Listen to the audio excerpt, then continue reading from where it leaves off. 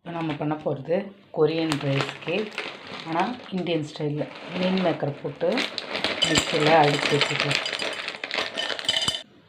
ஓரளவுக்கு நல்லா பவுட்ரு ஆயிடுச்சு.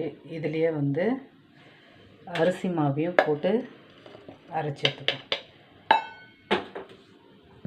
கேஸில் தண்ணி வச்சுட்டு அதில் கொஞ்சம் உப்பு போட்டு கொதிக்க வச்சதுக்கப்புறம் அரைச்சி வச்ச மாவு மீன் மேக்கரும் சேர்த்த மிக்சியில் அடித்து வச்சுக்கிற மாவில் தண்ணி எடுத்து ஊற்றி அந்த மாவு மாதிரி பிசைய போகிறோம். கொரியன் ரைஸ் கேக் மாடலில் தண்ணி நல்லா கொதிச்சிச்சு. இதை தூக்கி அரைச்சி வச்சுக்கிற மாவில் ஊற்றிக்கலாம்.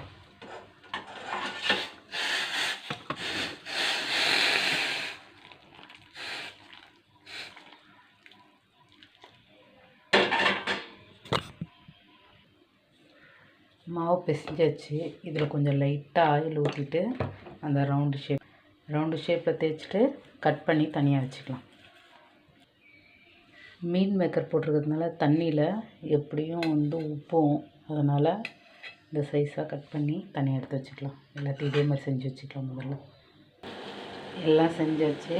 இப்போது தண்ணியிலையும் கொஞ்சம் எண்ணெய் ஊற்றி நல்லா கொதிக்கிற தண்ணியில் இப்போது இந்த ரைஸ் இது எடுத்து போடலாம்.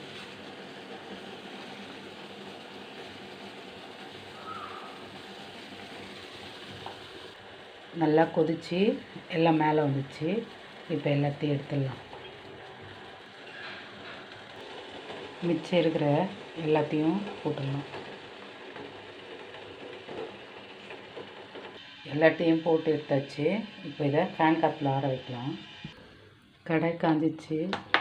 எண்ணெய் ஊற்றிக்கலாம். ஆயில் காஞ்சிச்சு. வெங்காயம் போட்டுக்கலாம்.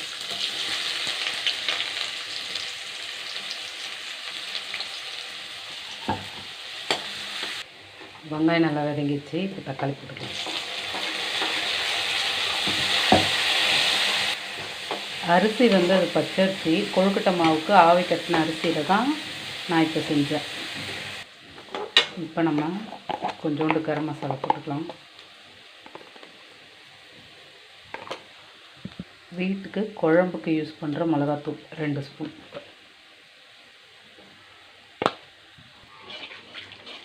தண்ணி ஊற்றிக்கலாம். தண்ணி ஊற்றி கொஞ்சம் இந்த பச்சை வாசனைலாம் போகிற அளவுக்கு கொதிக்கட்டும்.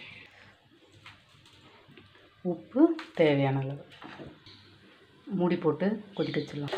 நல்லா சுண்டிடுச்சு. இப்போது இது செஞ்சு வச்சதெல்லாம்